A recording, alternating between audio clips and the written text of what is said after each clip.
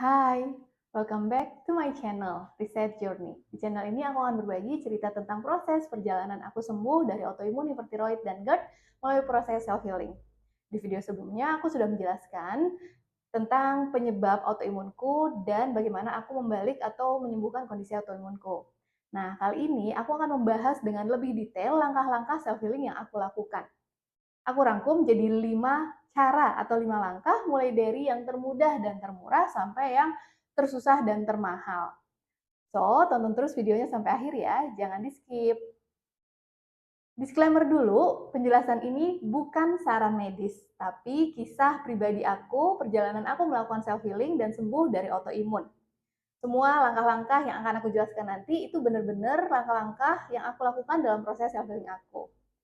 Semoga cerita yang akan aku bagikan nanti bisa menginspirasi dan memotivasi kamu dalam perjalanan self-healing kamu. Langkah pertama yang paling mudah dan paling murah yang aku lakukan dalam self-healing adalah rutin berjemur dan olahraga ringan. Ya, aku rutin berjemur setiap hari, setiap pagi di bawah sinar matahari sekitar jam 9 sampai jam 11 selama 15 sampai 30 menit. Aku juga melakukan olahraga ringan, olahraga yang suka aku lakuin itu jalan pagi biasanya, karena biar sekalian dapet geraknya dan sinar mataharinya.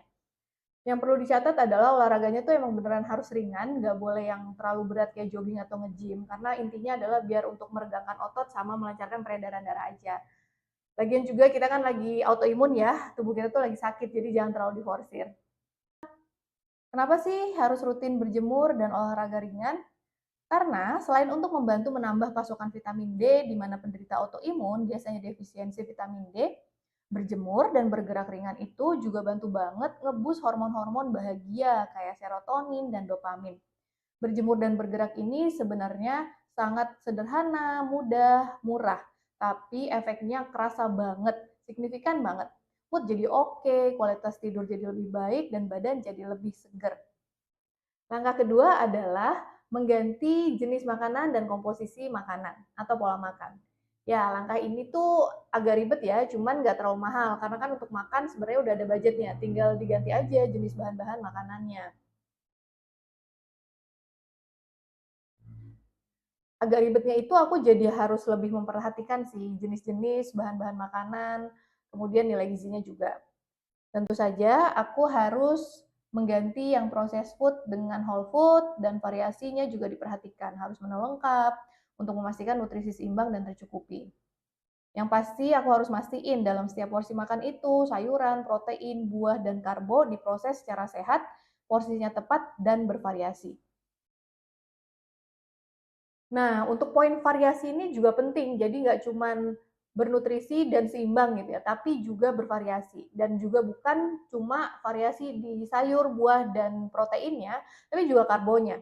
Jadi aku tuh untuk sumber karbo nggak selalu nasi. Aku makan nasi paling 2 sampai 3 kali aja seminggu. Aku ganti-ganti dengan umbi-umbian.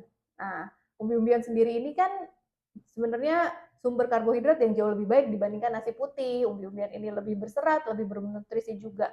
Jadi bagus banget kalau bervariasi ini jadi bisa menambah, memastikan nutrisi itu tercukupi. Ini sebenarnya juga mirip dengan konsep autoimun protokol, cuman karena AIP itu kiblatnya di barat, aku sesuaiin aja sih sama jenis-jenis makanan yang ada di sekitar aku. Dan pola makan seperti ini juga sebenarnya sudah dipromosikan oleh Kemenkes ya melalui konsep isi piringku itu yang dimana ada nasi, protein, sayur dan buah itu harus seimbang gitu. Nah, aku juga baru sadar sebenarnya setelah sakit ini ternyata ya sebelum sakit porsi makanku terus apa yang aku makan tuh berantakan banget dan ngasal gitu. Nah, salah satu hikmah dari autoimun ini sebenarnya sampai sekarang aku jadi lebih peduli dan memperhatikan isi piring aku. Lalu langkah ketiga yang aku lakukan adalah melakukan diet eliminasi. Aku mengeliminasi gluten, dairy, susu, refined sugar, gula rafinasi, dan juga sambal dari diet aku, dari menu makan aku tuh selama 4 minggu lebih-lebih dikit lah. Kenapa aku strict banget eliminasi bahan-bahan makanan itu? Karena bahan makanan seperti gluten, susu, sambal itu mempunyai molekul yang sulit dicerna dan bisa jadi kita tuh intoleran atau sensitif terhadapnya. So, konsumsi makanan yang mengandung gluten, susu, dan pedas secara berlebihan bisa menyebabkan inflamasi di pencernaan kita dan bisa berujung leaky gut. Apa itu leaky gut? Udah aku jelasin ya di video sebelumnya. Nah, aku tuh juga sadar banget konsumsi aku sama gluten, gula, susu, sambal itu tuh udah berlebihan banget. Jadi diet eliminasi ini hitung-hitung aku lakukan buat nebus dosa aku ke tubuh aku yang selama ini sudah aku zolimi dengan kebanyakan tepung, gula, dan susu. Ya, hitung-hitung detox juga kan. Diet eliminasi ini tuh langkah atau cara yang termasuk susah karena menghindari gluten, susu, itu tuh susah banget. Kebanyakan makanan di sekitar kita kan pasti terbuat dari kalau nggak tepung terigu, mengandung susu dan pasti juga mengandung gula gitu, biar enak. Nah, jadi untuk mensiasati itu, jalan keluarnya kalau aku mau jajan, aku harus mencari opsi yang lebih sehat dengan gluten free, dairy free, refined sugar free, dan itu kan jelas lebih mahal ya. Itulah yang membuat budget jajan aku akhirnya jadi membengkak. Jadilah diet eliminasi ini masuk ke peringkat ketiga karena termasuk susah dan lumayan pricey. Jadi gimana hasil atau dampak dari diet eliminasi ini? Menurut aku sih ya worth it banget. Walaupun itu susah dan lumayan pricey, tapi hasilnya itu kerasa banget. Secara signifikan ya, 2 minggu setelah aku ngelakuin diet eliminasi ini, bener-bener strict, gluten free, dairy free, refined sugar free, no sambal, kulit aku tuh langsung berasa detoxnya, kayak purging, keluar semua gatel-gatelnya, eczema-eczema gitu, keluar gatel gitu. Cuman setelah itu kerasa bersihnya. Kulit aku tuh langsung bersih, lembut, glowing tanpa aku pakai obat-obatan, krim-krim kayak gitu, hanya dengan ganti makanan lebih bergizi dan lebih less inflammatory, itu kerasa sih dampaknya dalam 4 minggu. Setelah itu aku tetap makan gluten, susu, cuman ya nggak berlebihan dan aku kerasa kalau udah berlebihan itu emang reaksinya tidak terlalu nyaman di tubuh aku. Langkah keempat yang aku lakukan adalah konsumsi suplemen-suplemen kesehatan. Ya langkah ini nggak susah, cuman agak menguras pundi-pundi ya, karena sebelumnya aku nggak punya budget buat beli suplemen-suplemen kayak gitu. Dan suplemen juga harganya bukan yang murah, apalagi untuk kualitas yang baik. Nah, suplemen apa aja yang aku konsumsi? Jadi yang pertama itu aku konsumsi ekstra kunyit atau curcumin. Nah, ekstra kunyit ini bagus banget untuk meredakan inflamasi. Kayak kalau aku tuh ngerasa nggak nyaman di perut, GERD, mual, minum ekstra kunyit, entah itu rebusan kunyit atau kunyit di parut, itu tuh langsung ngerasa nyaman. Jadi ekstra kunyit ini, suplemen ini aku dapat dari kalau nggak aku ngerebus kunyit sendiri, atau aku kopres itu kunyitnya, atau ya ini konsumsi ekstra kunyit yang di kapsul seperti itu. Lalu aku juga konsumsi omega 3 atau minyak ikan. Nah, untuk suplemen minyak ikan omega 3 yang bagus itu kan harganya lumayan pricey ya. Ini juga tujuannya untuk meredakan inflamasi. Enak sih, aku ngerasa semenjak minum omega 3 juga kayak ini, otak jadi lebih encer. Nah, suplemennya yang terakhir aku suka minum atau rutin minum itu probiotik. Probiotik ini aku dapat dari biasanya sih buat sendiri ya, kayak buat kimchi, buat sauerkraut, teh pace, atau beli kayak kombucha yang gitu. Aku sih untuk suplemen probiotiknya alami. Aku belum pernah, karena aku jarang beli yang kayak probiotik di dalam kapsul gitu, jarang banget. Biasanya aku konsumsi yang alami. Nah, jadi 3 suplemen itu yang rutin aku konsumsi selama proses self healing aku. Untuk konsumsi suplemen ini sendiri sifatnya sebenarnya cuma ngebus ya, kayak ngebantu mempercepat penyembuhan, inflamasi, meredakan inflamasi, menambah nutrisi, kayak gitu. Yang menurut aku kalau step 1 sampai 3 yang aku jelasin tadi nggak dilakuin dan cuman ngebus dengan suplemen, cuman ngelakuin langkah keempat minum suplemen, ya kayaknya hasilnya juga nggak akan terlalu ngaruh sih. Tapi kombinasi dari langkah 1 sampai 3 plus suplemen, ini tuh kerasa banget signifikan ngaruhnya di kondisi kesehatan aku. Hipertiroid itu bikin aku tuh lemes, bego ya karena brain fog gitu. Nah, dengan melakukan langkah 1 sampai 4 ini, hanya dalam waktu 1 bulan, aku tuh udah ngerasa energi aku tuh on banget. Ngerasa vitalitas aku tuh jauh membaik, bahkan dari sebelum sakit. Sebelum sakit aja aku nggak pernah ngerasa se-on fire itu, sevitalitas itu kondisi kesehatan aku.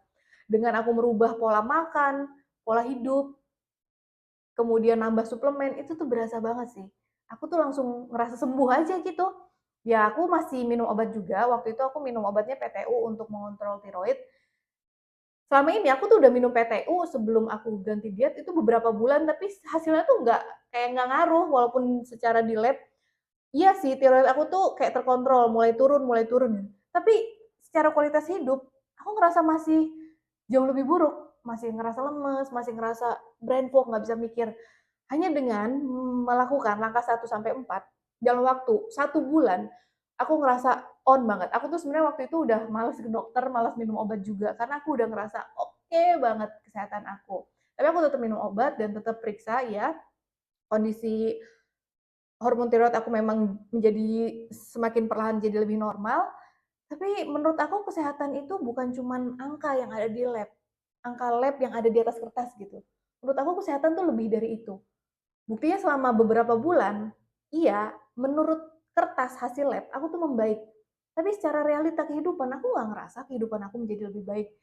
Nah, setelah aku melakukan perubahan yang signifikan dalam hidup aku, merubah pola makan, merubah kebiasaan aku, jadi lebih sering berjemur, lebih sering bergerak, itu baru berasa. Disitulah aku menyimpulkan bahwa ya nggak penting, menurut aku nggak penting dokter bilang aku tuh sembuh apa nggak penting hasil lab tuh menunjukkan berapa angka kadar hormon aku, yang penting tuh ini, yang penting tuh aku ngerasain gimana aku hidup, gimana aku menjalani kehidupan, kalau aku sih itu. Jadi itulah kenapa aku tuh sangat mempromosikan healing ini, karena healing itu lebih dari sekedar hasil lab yang membaik, healing ini tentang we are taking back our lives, itu sih. That's why aku tuh berbagi cerita ini, aku pengen kalian juga terinspirasi untuk bukan cuman sembuh, bukan cuman nggak merasakan gejala, tapi bener-bener punya kehidupan yang jauh lebih baik. Dan so far, dengan kita bertransformasi, ya otomatis gitu. Konsekuensi dari transformasi kita adalah kehidupan yang lebih baik itu sendiri. Oke, langkah terakhir, langkah kelima, paling susah, paling menguras biaya. Apa itu? Loh, kalau dari 1 sampai 4 aja aku udah sembuh, udah ngerasain vitalitas aku tuh membaik, kesehatan aku jauh membaik, masih ada langkah lagi. Langkah apa itu? Langkahnya susah lagi, menguras biaya lagi. Oke, langkah kelima adalah healing trauma. Loh, apalagi nih kaitannya healing trauma dan autoimun? Jadi healing trauma ini bisa sampai ke langkah ini sebenarnya ada jeda kalau di aku. Aku nggak langsung setelah langkah keempat menemukan langkah kelima itu kayak selangnya 2 tahun kemudian. Karena setelah aku sembuh itu 2 tahun kemudian aku ngerasa relapse kondisi atau gejala-gejala autoimun tuh aku mulai rasain lagi. Nah, di mana di saat itu aku melakukan kembali langkah 1 sampai 4 itu nggak ngaruh-ngaruh banget. Karena ada kondisi yang lebih buruk, bukan cuma di kondisi tubuh autoimun, hipertiroid, aku juga udah secara mental tuh anxiety parah, bahkan kayak hampir merasakan gejala-gejala depresi gitu. Nah, disitulah aku menemukan ada langkah yang perlu aku lakukan nih, 1 step lagi, yaitu healing trauma. Nah, di situ aku akan menjelaskan lebih detail lagi untuk bahas kenapa dan gimana trauma healing ini menjadi sangat penting dan signifikan dalam penyembuhan autoimun aku. Nantikan di video selanjutnya ya. Oke, jadi itulah 5 langkah self healing yang aku lakukan, aku praktekkan di kehidupan aku sampai akhirnya aku bisa sembuh dari autoimun, hipertiroid, dan GERD. Tentu saja prosesnya pasti nggak mudah, tapi hasilnya sangat-sangatlah sepadan. Dan tentu saja ini tuh proses healing ini bukan sekedar cerita penyembuhan. Aku survive nih dari autoimun, tapi ternyata ini adalah proses aku menemukan diri aku, proses aku bertumbuh menjadi diri aku yang lebih baik, memenuhi potensi-potensi sejati aku, mind blowing sekali. Itulah kenapa semoga cerita yang aku bagikan ini bisa menginspirasi dan memotivasi kamu dalam perjalanan self healing kamu. Terima kasih sudah mendengarkan sampai akhir. Sampai jumpa di video selanjutnya. Tetap semangat and keep on believing.